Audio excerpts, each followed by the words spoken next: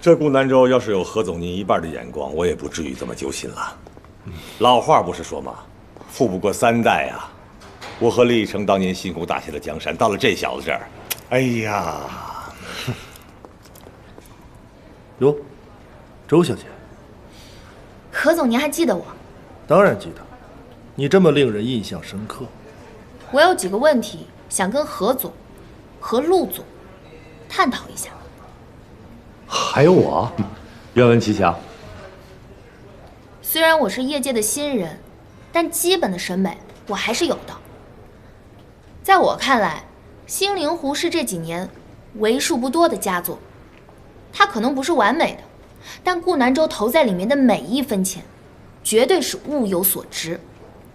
照你的说法，我们英奇从星灵湖里面撤资，那就是我的决策失误喽？是大错特错。那你得教教我，我到底错在哪儿？顾南州知道星灵湖好在哪儿，所以才不惜重金去打造这个作品。可是你们眼里只看得到风险和成本，顾南州的执着在你们眼里却成了肆意挥霍。眼里只有收益的人，可以是个好商人，但永远做不出来好的作品。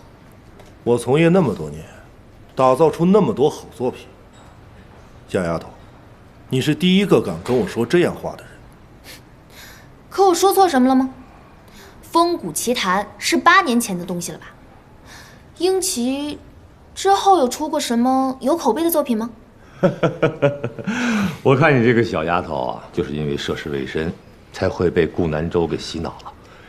你了解他多少，这么维护他？我可能不够了解顾南州，但我了解星灵湖。